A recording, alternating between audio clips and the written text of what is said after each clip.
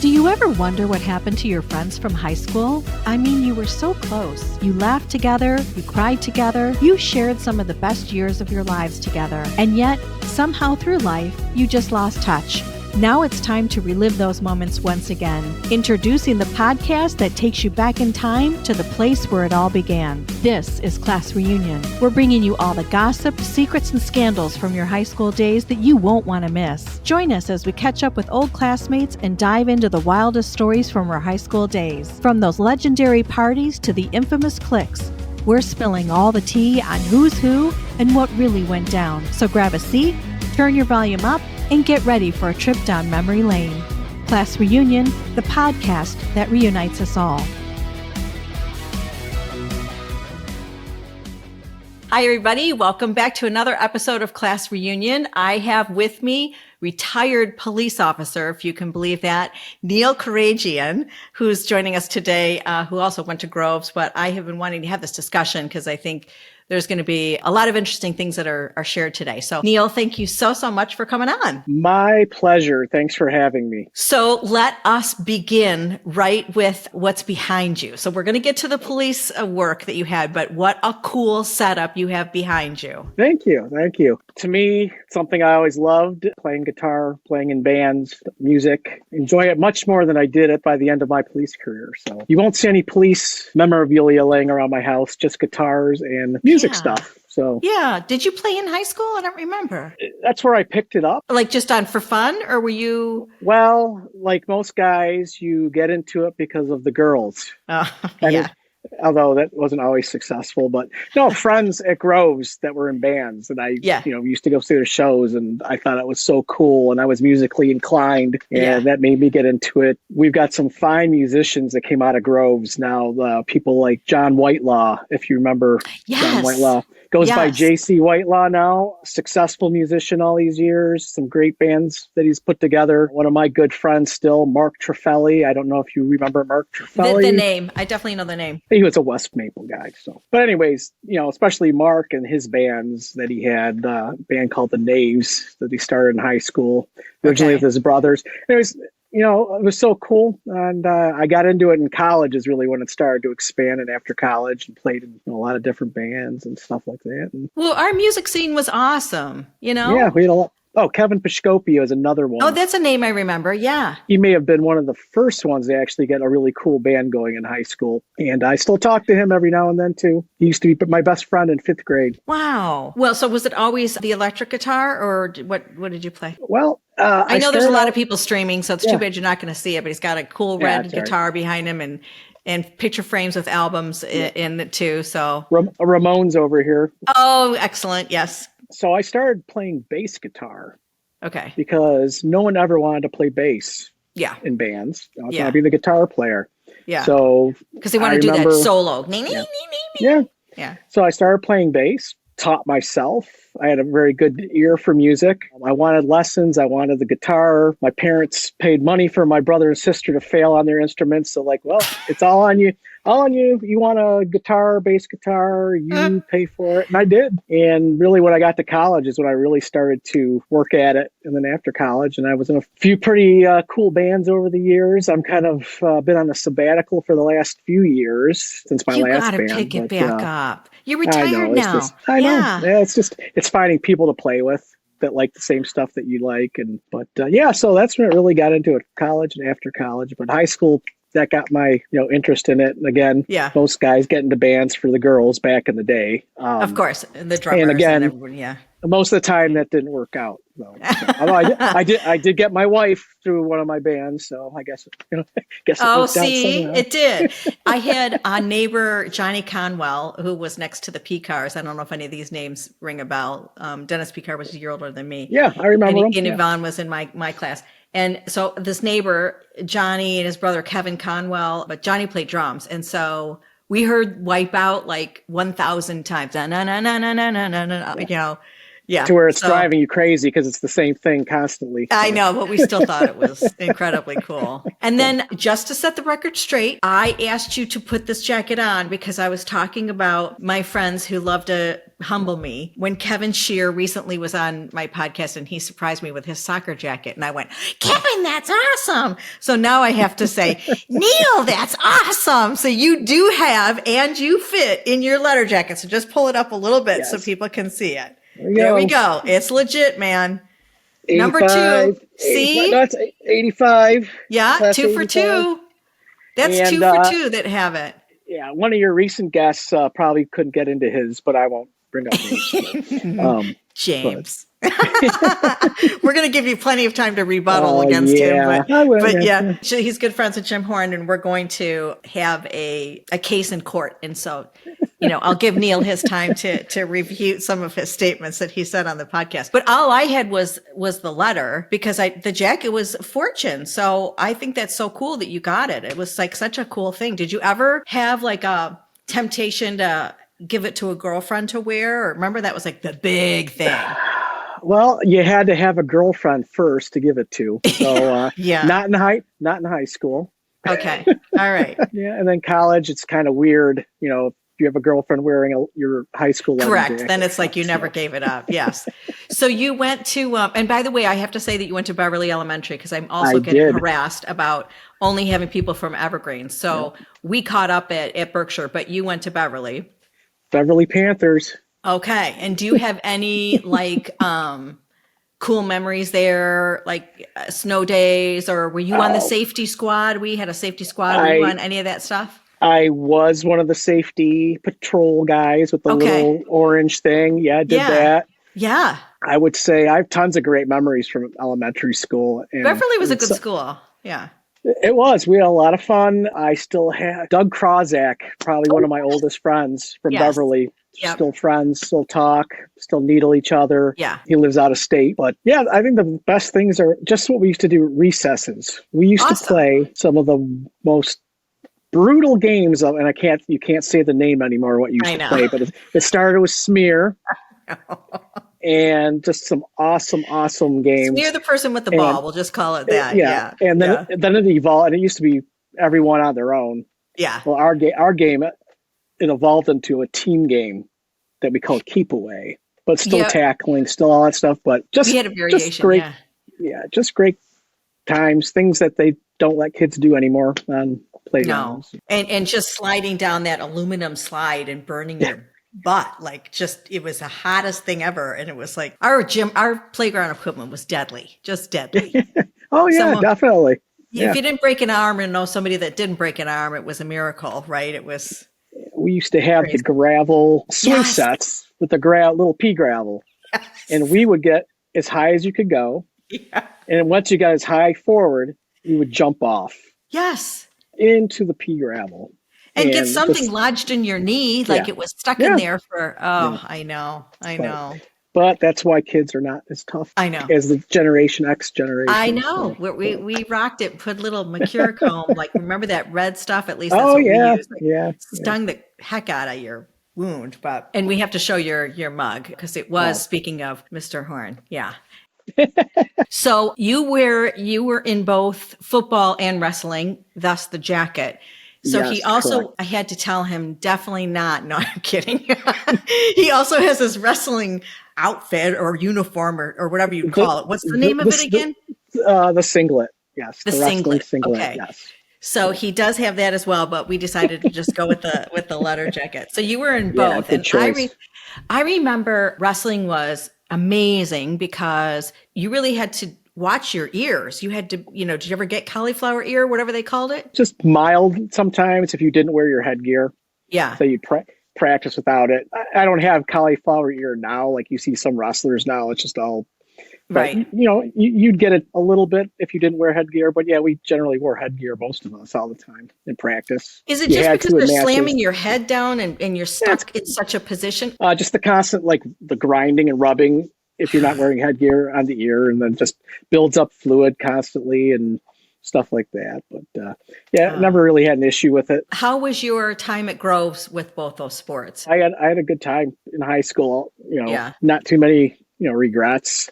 Had fun in football, fun in wrestling. Yeah. You always look back and go, could have done this better, could have done that better. Injuries get involved sometimes. So senior year, hurt an ankle early on in the season that affected it. So, I was fortunate. I did have an opportunity to go on and play college football, not very successfully, but I still had the opportunity to did that. So you played. That's awesome. It was fun time in college too. Enjoyed it. Again, not the most successful college career, but I did it, had fun. I was on a national championship football team my freshman year. So that was also a lot of fun. Very cool. Yeah. What position did you play? I was a tailback in college. Okay. Yep. Yeah. Running back, we call it tailback. So yep. I got hit by some of the biggest people at the time that I had ever seen. So. It builds character. My son moved down in middle school. We moved from Michigan to Florida, and in high school he was going to try out for football. God bless him, but he did, and he went to go work out and all of that. And the day that you were going to put pads on to try out officially, he's like, "No." They breed them differently down here. I mean, these kids, because it's year round, they're huge by fourth grade. I mean, it's incredible. No wonder Nick Saban always wants to come down here and recruit, and Jim Harbaugh, because they're born and bred by second grade. They know, they're ready to go. Florida football is incredible. It's really Texas, Florida, a lot of those states in the South. So you met your wife in college? No, after. Oh, after. After. Yeah. Okay, that's right. She was in the hospital. Okay, so tell that story. Well, I was playing in a bit. So this is after college. Yeah. Late 90s. I think we met in 98. Yeah, 98. So I was playing in a band. Yeah. I had a friend I worked with in the police department. Mm-hmm. And he had a girlfriend who worked at Henry Ford Hospital downtown. Mm-hmm. And both of them thought they would have the great idea to introduce Denise, my wife, and me. Brought her to one of my shows. And what can I say? I mean, she was just she was all about that bass, baby. It was just, about that bass. Yeah. I mean, who wouldn't be, right? I mean, so that's how we met. And then we started dating, and a few years later we got married, and now it's 23 long years later. And 23 enjoyable years later. Yes. And she does social work, or she was doing social work. This is a gift to me, just to remind me from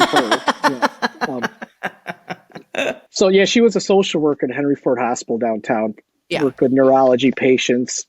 Went around, did some other stuff like that, but didn't work in any of the heroin dens or anything like that. Just met a hospital social worker, and then had our kids. Wanted to be a stay-at-home mom, and did that. But on the side, she started up her own little business doing vintage stuff. Yeah, which I love, and I've told you I've been a fan and bought it myself. Like when you take an old dresser, I wish there were so many things I kept from my childhood and redid them, because it wasn't trendy at the time, but now I think about all those big armoires and dressers that you could have done some kind of chalk paint on and just, brought them to life. I never did that, but I totally she does a lot of chalk skill. Paint.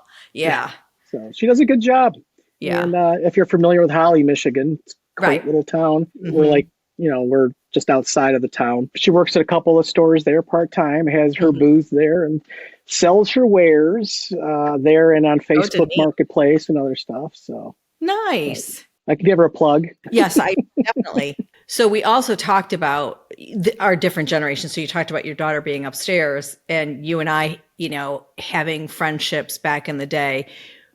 We probably had basic disagreements, like boys and girls. And, it was either, you're spending too much time with this person, or, the bro code, don't break it.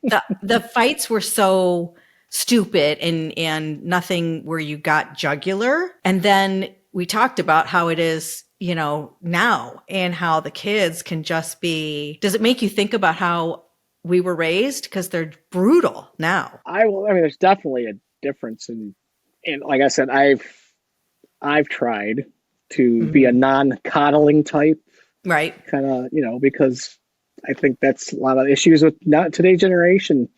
Best friends with my kids, and are gonna overindulge them, and there's plenty of things I could get or could have gotten, and I didn't want to be that way. A nerd, and I think I've got 3 well-adjusted kids because of that.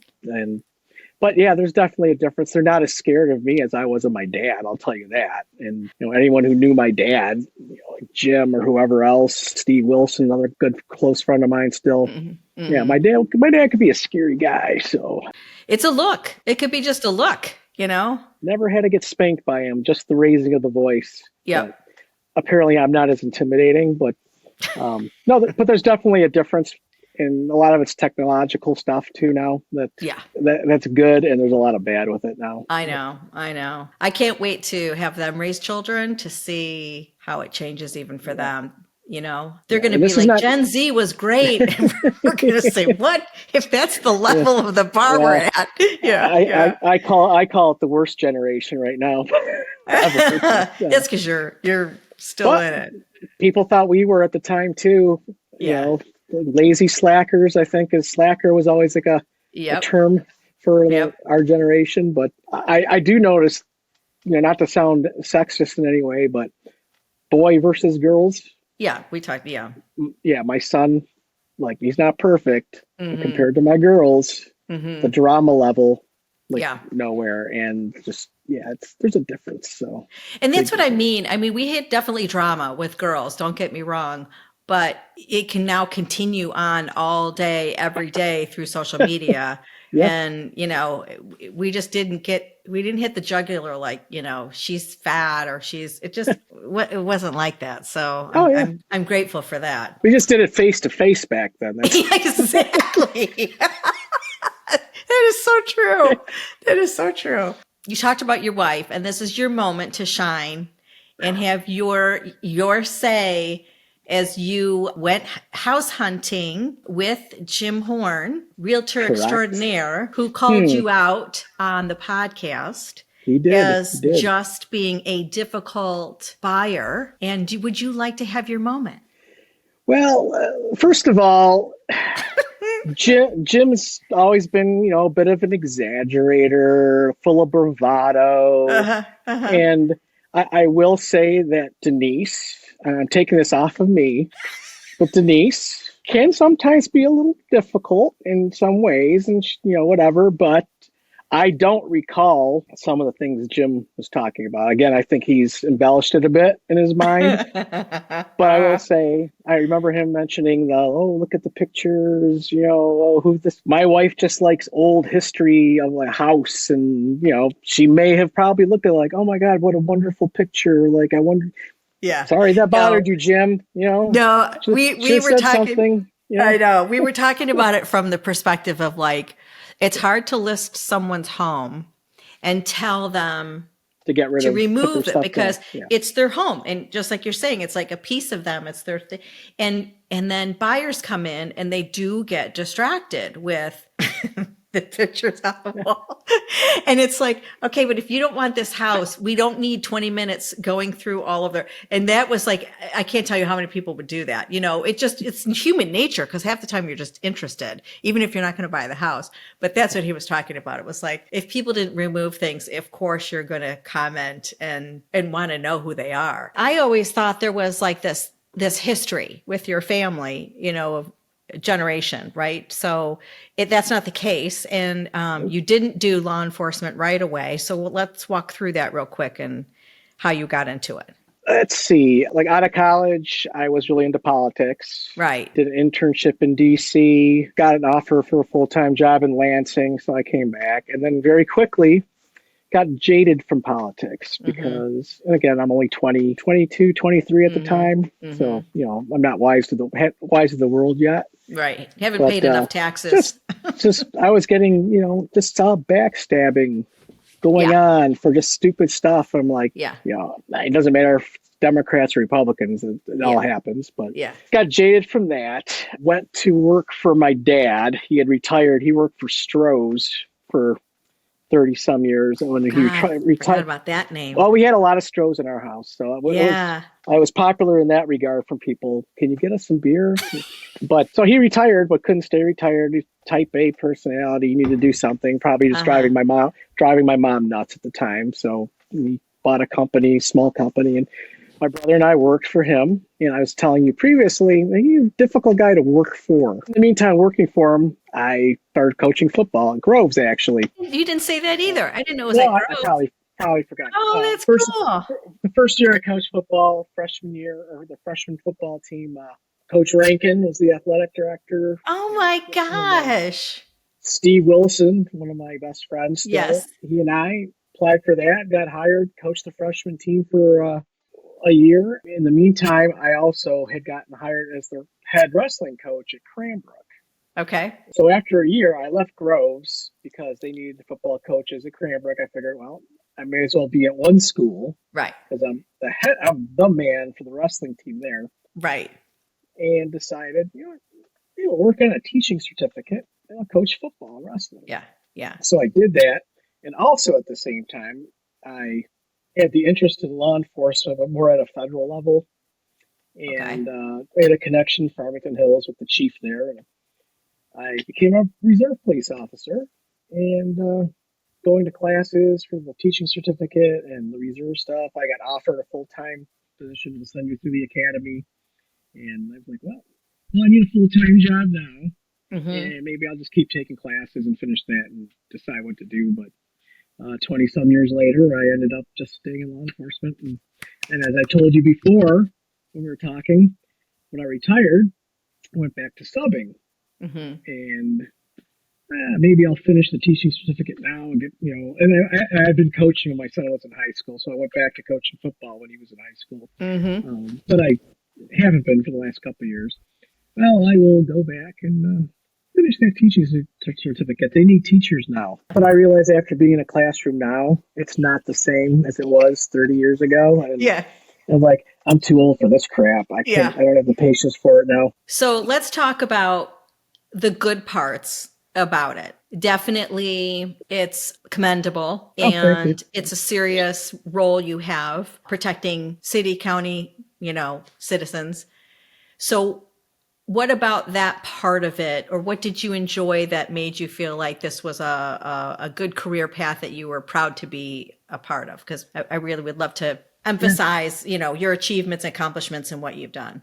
Well, early on, it was probably the sense of camaraderie that I didn't have anymore of having played football. Okay. High school, good point. Right.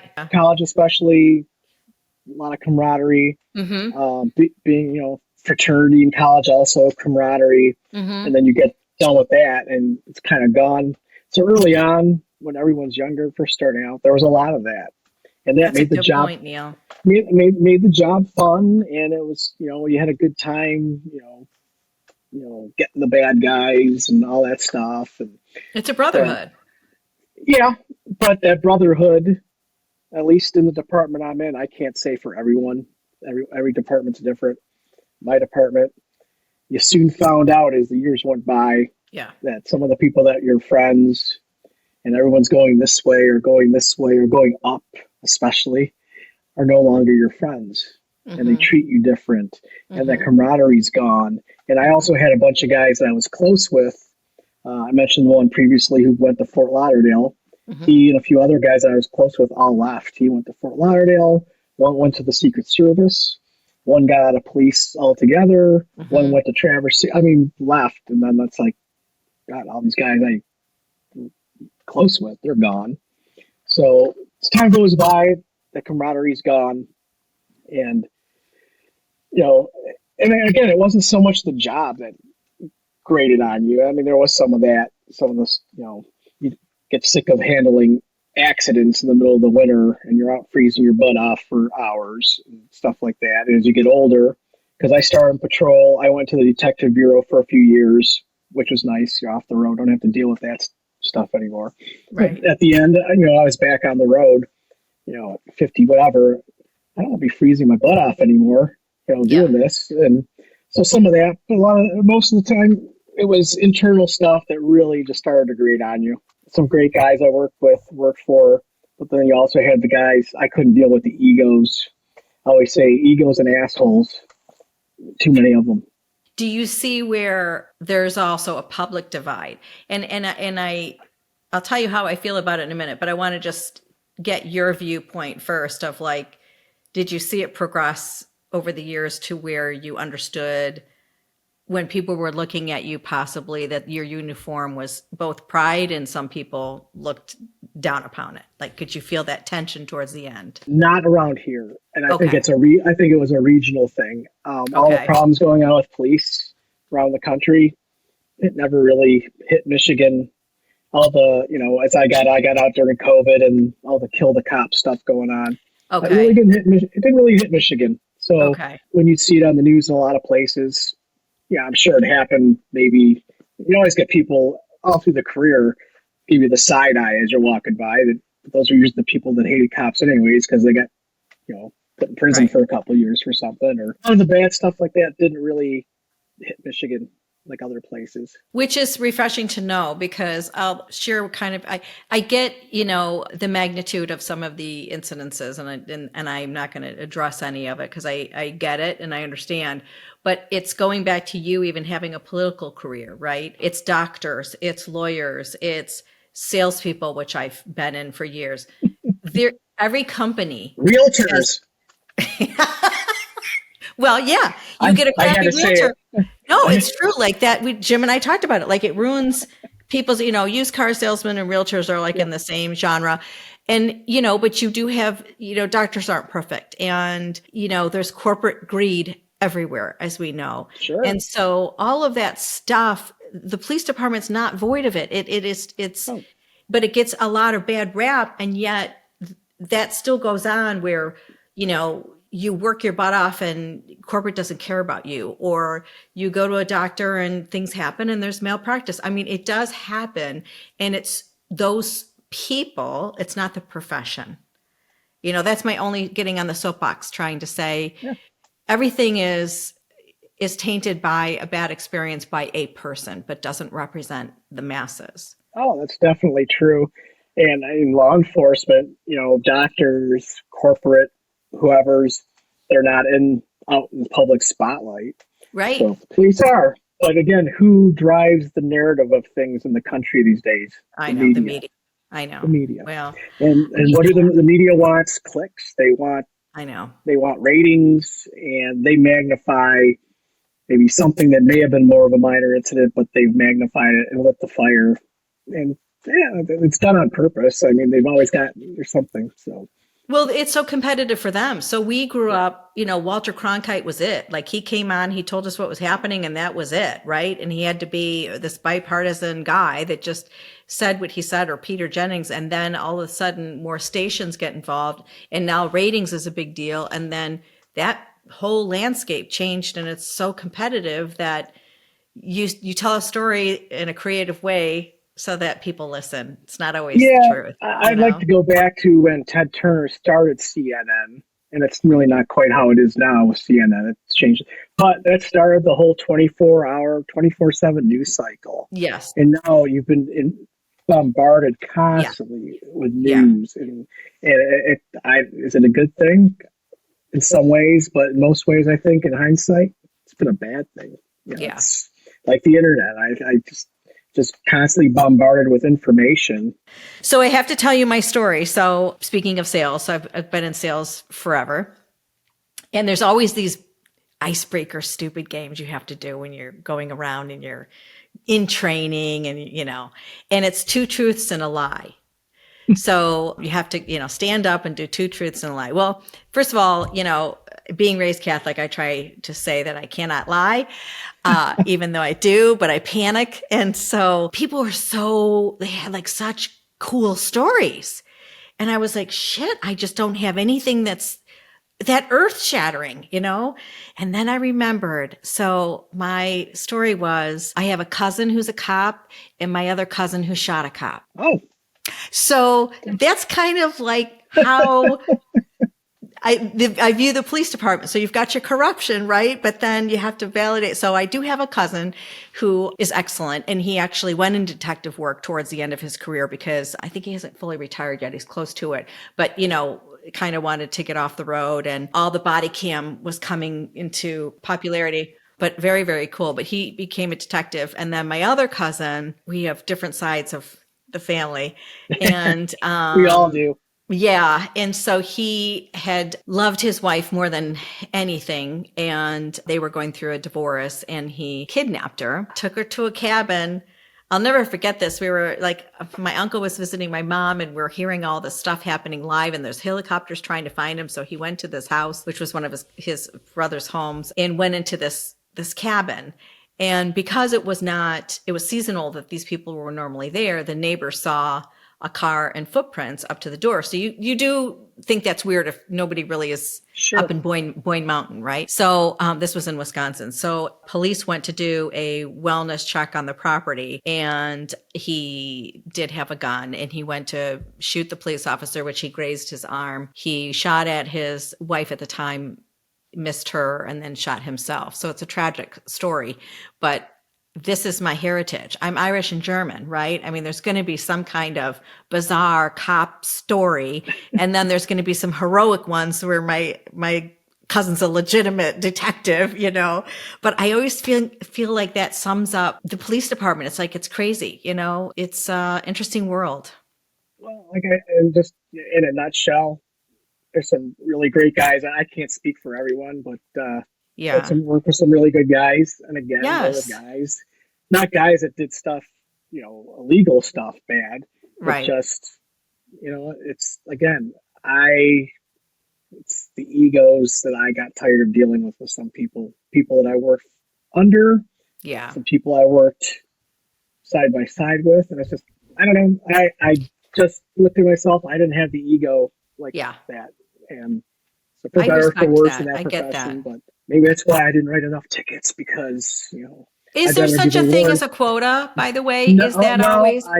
I swear at the end of the month, I just, in my head, see, these are you have to go through the myths that people have. I always think it's the end of the month, and when I see more cops, I'm like, they have to get their ticket quota. Am I wrong? It's like the car salesman needs to get that last one, but by the end of the month. So obviously, quotas are illegal and have been. Okay. And here's the dirty little secret, which I don't mind sharing, at least I can only go based on my department. Correct. Yes. So it's the end of the month, and you used to hand in a stat sheet. By the time I left, it was all computerized for you, and your shift supervisors would get all the stats. And to get around the quota, years ago, they came up with the shift average, and they had some mathematical BS, whatever they did. And, you know, if you were below the shift average, you know, you get a talking to, and then it would end up, you know, on your 6-month evaluation, you know, when they take 6 months of tickets and arrests and stuff. And, you know, and you get like, you know, needs improvement, average, above average, outstanding, whatever. That's how they get around it. Like, well, you're below, not saying I was below average all the time. Sometimes average. But I was always more about quality over quantity with my tickets. Mm-hmm. Again, for better, for worse, it didn't always serve me in the department to have some really good quality tickets, as opposed to the duck pond guy sitting in the same spot. And I did have one of my field training officers when I first started. He left. When he retired, he was the most decorated person in the history of the department by the time he retired. He retired as a lieutenant. But I remember sitting with him, and I was like, well, let's go run some radar. You know, he just looks at me, and he used to always use the term Bubba. You know, like, listen, Bubba, a trained monkey can go out and sit and run radar for 4 hours and get a bunch of tickets. You know, you need to be in the neighborhoods, and you need to be like finding crime. Which I agree with 100%. Yeah. I mean, that's sort of what somebody who like me gets pulled over, you're kind of like, is this the most important thing in the call cycle? Like, is there anybody that needs you that's calling you that could use your help over me being 5 over? Well, there's definitely people that deserve to get that ticket. Yes. And I have fallen in that category too. But there's a funny second part to the story about my old field training officer. So he's a lieutenant, you know, later on. I'm working under him and it's the stats, you know, kind of like, you know, you need to get the tickets up. Oh, and I'm like, hey, do you remember that time when you told me about a trained monkey can sit and run radar for 4 hours and get a bunch of tickets? I said, because that's, you know, you trained me. So He didn't like that at the time. It's like, apparently it wasn't funny. You're the one who trained me, and now you're yelling at me. Oh, his words came back to bite him in the butt. Did you have any close encounters? Like, did you have anywhere you were really rattled and felt threatened or? So I worked in Farmington Hills, for full disclosure. Mm-hmm. So it's not like working in Detroit or one of the major cities, but you get a lot of runoff from, Redford's a little buffer between Detroit down Grand River. But I never had to shoot anyone. I've had my gun drawn on people. Never had to shoot anyone. I've never had a gun drawn on me. Okay. I've had to get out of the way of cars coming at me at some points. Nothing that really rattled me. I would say, again, it didn't rattle me. I would say probably the worst thing I actually witnessed was a guy going through a divorce, went to one of our parks, and, a bunch of kids all around. Heritage Park's a big park in Farmington Hills off of Farmington Road. Said, get all these kids and families out of there. And so we're there with the AR-15s, kind of a little perimeter around them and stuff like that. And, got our little tack vests and helmets on. We got with someone, talking to him on the phone,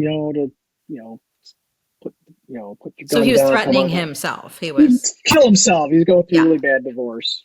He must know my cousin.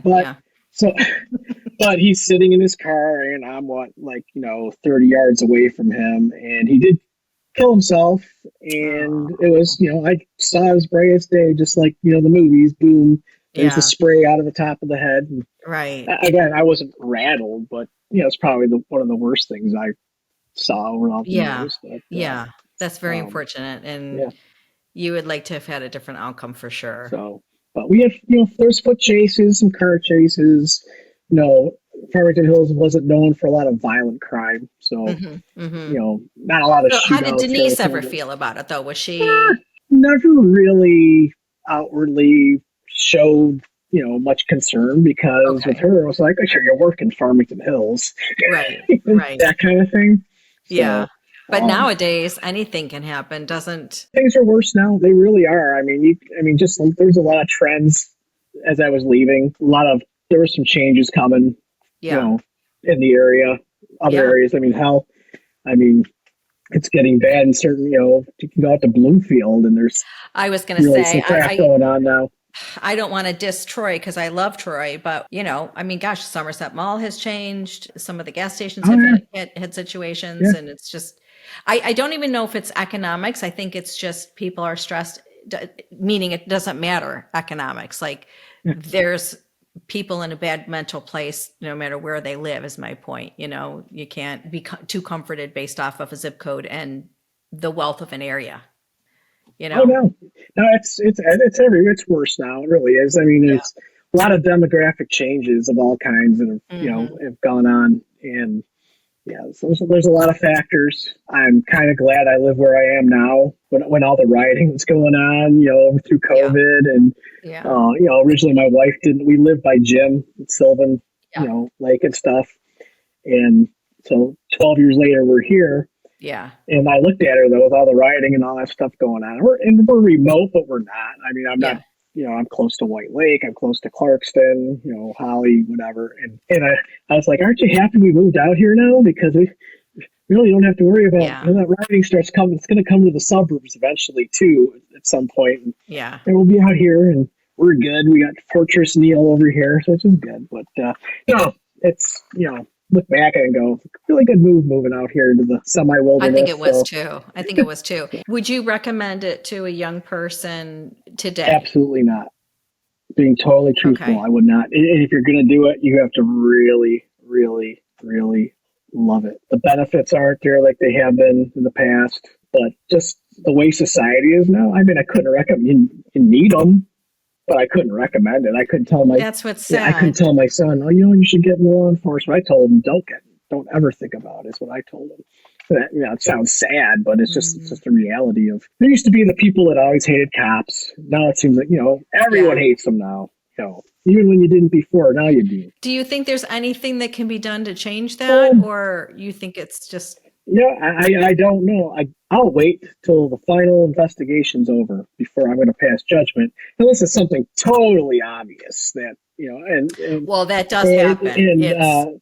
But some things that may look totally obvious end up actually not if you weren't actually there at the scene. So I always before you pass judgment, and always with the media, there's always going to be, you never get the wait till the investigation's done and all the evidence is in, because again, they've got their slant. The media, for the most part, is not pro-cop. I don't think there should be pro-cop, anti-cop. It should just be in the middle. And part of the problem with some of this stuff is one side of the story with partial videotape is leaked or sent to news media. Meanwhile, the police in general, it's always been police practice that we don't release anything till our investigation's done. Meanwhile, they've got all this other video evidence, but they haven't released it because they're not done. Meanwhile, this narrative is just growing, and they're letting it happen because they're not getting. The other departments now are starting to quickly get some stuff out to stop that certain narrative from going. That being said, there are some things that, I can't justify on certain police officers what they did. A lot of it comes down to poor training in a lot of departments. A lot of the instances you see come down to poor training, not the intent of someone to do something wrong, but they weren't trained well. So, and that's when I will say at Farmington Hills that we probably had some of the best training in the state of Michigan for a lot of things. So that I do like in our department that we had. So, well, you did what I thought you were going to do, which is make it a mixed conversation for discussion, right? I mean, it's an interesting subject and everybody has an opinion, but I personally thank you for your service. Thank you so much. I know there's value. I don't know what I would do if I couldn't call someone and have, 911 be available and have somebody come. I'm certainly not going to judge them. I'm going to need them. So I thank you for your service. Well, thank you so much. I love the idea to get back to the base, and I'd love to see you get another group and enjoy the rest of your retirement. Maybe when I'm done, I'll pull it off the wall and keep my chops up. But no, I do. I miss playing. It's been a couple years since these have been on the walls untouched for like almost 2 years because it's just dust them off, baby. Dust them off. You've deserved it. Yeah. And thank you for the jacket. It's It's 2 for 2. I love it now. That's awesome. And you do fit in it. Well, that's good. I'll let Jim know. Yeah. I'll probably give him a text after this and give him a heads up. That's right. Say stay tuned for next Wednesday. But I thank you so much and appreciate you letting me share my silly story there about my 2 cousins. But I'm glad you found me interesting enough to have me on the show. Yes, it's a great subject, and I learned a lot. I didn't even know about the music stuff behind you either. I just wanted to, really open up that conversation. To talk to someone who's been in the profession is better than just talking about the police force. Like, it's direct to the source. You did it, and you gave us 20 some years, and that can't be discounted. So I wanted to have you. I'm going to tell my daughter to watch next Wednesday with me so she can see. Appreciate her dad. Yeah, it is interesting. He's not as dorky as you think he is. He's not. He's Gen X, baby. Best in the world. Absolutely. So thank you, Neil. I appreciate it. I'm glad I got to know you in high school, but this is even better. Well, thanks for having me on, Leanne. I appreciate it. All right, friends. That's it for this episode of Class Reunion Podcast. Thank you so much for listening. And if you enjoyed this episode, please subscribe to the show, write us a review, and share this podcast with a friend. Until next time.